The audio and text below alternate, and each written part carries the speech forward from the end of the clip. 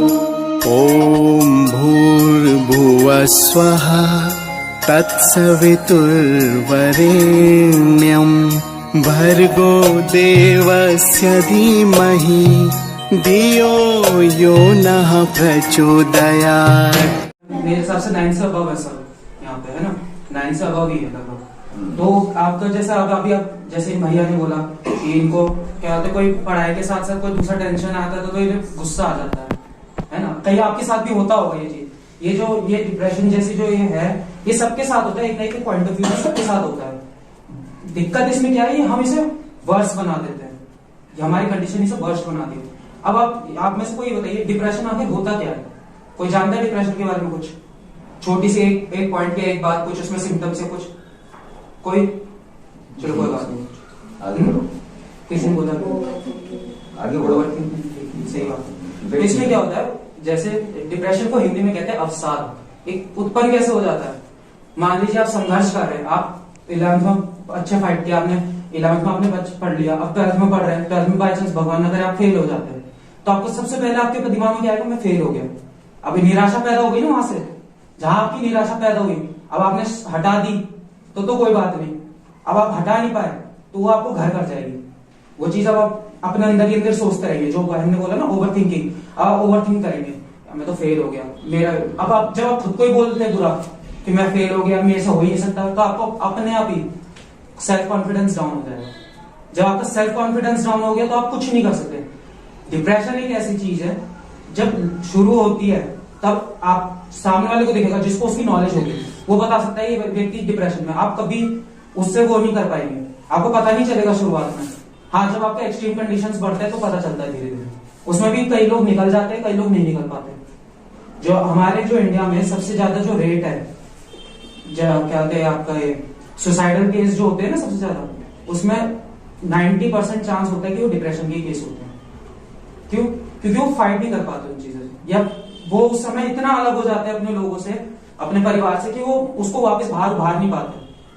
तो इसमें अब जैसे ये इसमें वो क्या होता है, सिम्टम्स क्या होते हैं? जैसे मान लीजिए आपके दोस्त को डिप्रेशन, सबको हो सकता है, इसमें कोई दो नहीं, मेरे को हो सकता है, भैया को हो सकता है, आपको हो सकता है, इसको हो सकता है, इवन 40-50 ईयर्स के लोगों को भी होता है डिप्रेशन। तो अब जैसे आप हो गया, किसी को हुआ, कैसे से पता चलता है? वो चिड़चिड़ापन आ जाता है उसमें, एक बेफालतू का गुस्सा करना शुरू कर देता है, चिड़चिड़ापन आ जाएगा, गुस्सा आएगा, ओवर थिंकिंग करने लगेगा, और एक्सट्रीम कंडीशंस में उसको ऐसा फील होने लगता है कि मैं बेकार हूं। सेल्फ कॉन्फिडेंस अपना पूरा गिरा के, और वो सोचेगा कि मैं बेकार हूं, इससे अच्छा तो मैं मर जाता। ये बहुत कॉमन सी लाइन है, सबको आता है दिमाग में एक पॉइंट्स पे। जब या फिर कई बार क्या होता है, जैसे आप कुछ खुद ही दुखी हैं, किसी बात से दुखी हो गए, आपके घर वाले आपको किसी बात पे डांट दे, दिमाग में आता है यार कहाँ फंस गए, क्या जब देखो मेरे को बोलते रहते ये है वो है, पढ़ाई के लिए बोल दिया, अब मैं कर तो रहा हूँ ये आप टेंशन पाल लेते, बेफालतू को गुस्सा है, वो भी गलत नहीं है अपनी जगह, वो आपको सही बोल रहे हैं, लेकिन आप बेफालतू को गुस्सा करना शुरू कर देंगे। क्यों? अब एक टाइप की डिप्रेशन में है उस टाइप से, बस वो है वो एक्सट्रीम कंडीशंस में। अब इसकी कई इसमें फिजिकल भी नुकसान होता है, सिर्फ मानसिक नहीं है, इसमें फिजिकल है। फिजिकल में क्या, अब इसमें क्या, भूख भी नहीं लगती इंसान को, खाना पीना छोड़ देता है, उसे टेंशन इतनी हो जाती है, तो शरीर दुबला हो जाता है। ज्यादा स्ट्रेस लेते हैं, जब टेंशन इससे वो होता है तो क्या, आपकी सेल्स भी डैमेज होती है, आपका पूरा बॉडी डैमेज होता है। जितना स्ट्रेस लेंगे बाल उतनी जल्दी सफेद होते हैं, कहते हैं ना स्ट्रेस ज्यादा लेने से बाल सफेद हो जाते हैं। कहावत है वो बूढ़ों में कि क्या होते हैं, ये सफेद बाल ऐसे नहीं हुए मेरे, ऐसे बाल हो जाएंगे। तो मतलब ऐसी क्या होता है, स्ट्रेस में सफेद नहीं हुए, तो क्यों स्ट्रेस लेते हैं, धीरे धीरे अपने आप हो जाते हैं, और उनकी कंडीशंस भी होती है। तो अब जो आपके अभी जो लाइफस्टाइल है, ये इतना कॉम्प्लिकेटेड हो गया है, इतना वो हो गया है कि आपको हर समय क्या होता है, ये कंपटीशन में लेना, ये भाग लेना, इस जगह करना है, ये करना है, वो करना है, तो वैसे इंसान बहुत उसमें टेंशन में। अब इसमें आपके क्या होता है, इसमें कई स्टेज होते हैं, 3 स्टेज में ये बांटा है साइंटिस्टों ने। स्टार्टिंग स्टेज जो क्योरेबल है, फर्स्ट स्टेज जो क्योरेबल है, and third stage, second stage final stage जो वो होती है। वो क्योरेबल मुश्किल होती है, बहुत कम लोग क्योर कर पाते हैं। तो इसमें क्या होता है, पहली स्टेज में आप देखेंगे कि वो थोड़ा दूर होना शुरू हो जाएगा लोगों से, कोई बात नहीं करता। एक तो इसमें भी एक चीज है, इसमें एक इंट्रोवर्ट अलग होता है, वो जो खुद बात नहीं करना चाहता वो इंट्रोवर्ट होता है, वो उसमें डिप्रेशन नहीं है। लेकिन जो पहले आपके साथ खुशी से था, अब आपसे चिड़चिड़ के बात करेगा, आप उसे कुछ अच्छा बोलेंगे चाहे बुरा बोलेंगे, वो आपसे गुस्से में रहेगा। ज्यादा मेल मिलाप नहीं रहेगा। फिर जब कंडीशन बढ़ती है तो चिड़चिड़ापन बढ़ता है, गुस्सा बेफालतू चीजों पे आने लगता है। जैसे इन भाई साहब ने बोला कि भाई मैं क्या कहते हैं, मेरे को किसी काम के लिए बोलते मेरे को गुस्सा आ रहा है, या कोई पढ़ाई के लिए बोलते मेरे को गुस्सा आ रहा है, कुछ भी हो सकता है, ये एक्सट्रीम कंडीशन सबके साथ होता है। तो ये धीरे धीरे बढ़ता जाता है और फर्स्ट स्टेज में ही सबसे पहले ये दिमाग में आता है कि ऐसे बड़े तो मैं मर जाता, या मेरे बस की ये काम ये मैं नहीं कर सकता।